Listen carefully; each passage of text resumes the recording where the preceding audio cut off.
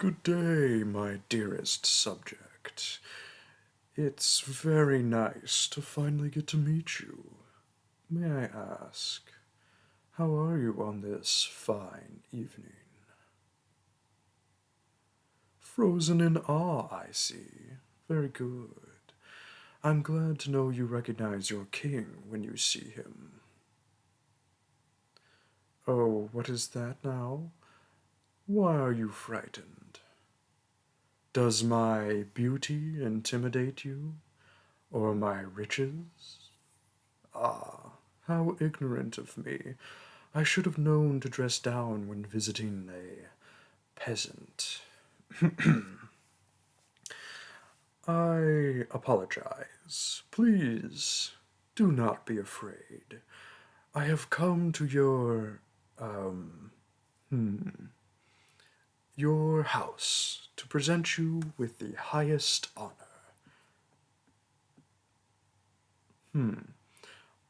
Are your words meant to offend me? I did not break in.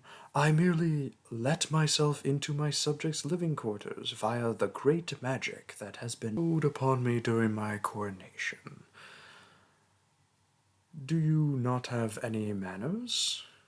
It should be considered a crime to accuse me of such evil. I have heard enough of your words, peasant. I order you to be silent and listen to me. After all, I've come here to bring you word of a great honor. I said I order you to listen. Hold on.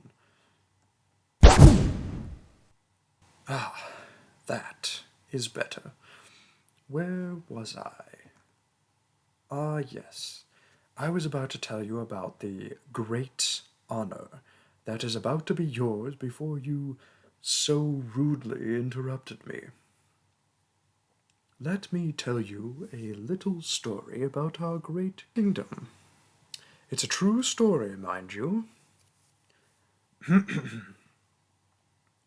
Many, many years, under the rule of my great-grandfather, a man of many victorious battles, may I add, a sorceress had set out to find the cure for what no one had managed to avoid thus far: death itself. It, of course, was no easy task, and many before had failed to find the key to eternal life.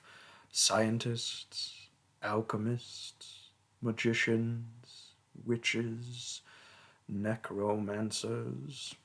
None were able to discover or create true immortality. Many had given up long ago. It was thought only the gods could reach such a desirable state of being. Even the sorceress was close to giving up. She had tried and failed many times to find the cure, yet nothing seemed to work. But the king cheered her on. He saw potential in her, and potential to go far beyond what her predecessors had done. The potential to defeat the odds, to take on the gods themselves, and claim the miracle of eternal life for humanity. The sorceress's research came to a great financial cost, and the king gladly provided the necessary gold to pay for the countless materials. Whichever rare critters, metals, plants, and potions she required, my great-grandfather made sure to have it imported from all over the world. The king gladly shared his riches for the advancement of this cause. After all, what is living but a constant marching towards death? All achievements, all there is to a person's life, all the wisdom, magic, honor they acquire, it all inevitably turns to dust as they pass, carried away on the wind, and soon to be forgotten for all eternity. Even the noblest of souls cannot escape the gaping mouth of the dark abyss. Neither the bravest knight nor most cunning adventurer can best this mighty beast. A spell of light cast in absolute darkness may not illuminate one's spirit enough to remain within this world. Until now. You see, the sorceress was a very wise woman, ahead of her time by many years, a true forward thinker. But despite the king's generous gifts, her loyalty to the crown began to dwindle. She betrayed the king. After all those years of research, she had found the cure, the key to eternal life. And she hid it away so no one would be able to ever get their hands on it. An evil decision, don't you think? After all, the only reason she was able to do all her research in the first place was the king's gold, and yet she was selfish, wanted the eternal life all to herself. So the sorceress carried on, pretended not to know of the cure. And with her newfound spare time, she came up with a spell that'd make it possible for her to hide her findings even further from the crown. A spell that would make it impossible to find certain items, animals, people. And most importantly, it would make it impossible to find anyone who has her blood running through their veins. That's right, my dearest subject. She hid her family, hid her own offspring away in a little house on the other side of the planets, completely inaccessible to anyone devoid of the powers of teleportation. Which is why I assume that you, my dear, have never left this place. That is right, peasant. The sorceress, she is your mother, and it seems her findings don't disappoint. You should be old by now, gray, senile, perhaps even dead.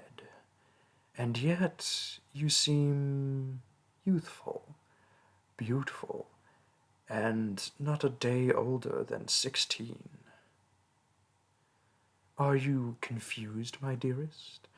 I wouldn't be surprised. How cruel your life must be, shut away in this little house so far from civilization, forgotten here for all eternity.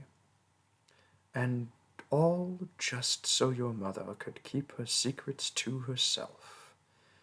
Truly despicable. Do you understand what I'm trying to tell you, my subject? You are the cure. You are the key to immortality. You carry it within your blood. Your mother must have ingested a potion at just the right time while she was carrying you within her. You are what I've been searching for all my life. You're about to be afforded the greatest honor a peasant like you could ever hope for. I will take you back to my castle, and you will bestow your immortality upon the royal family. One drop of blood at a time.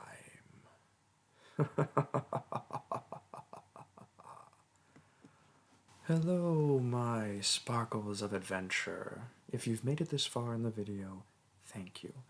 I'd also like to thank Froggy Princess yet again for the script.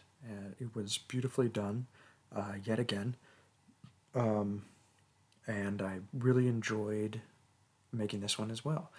It is another Scriptober one.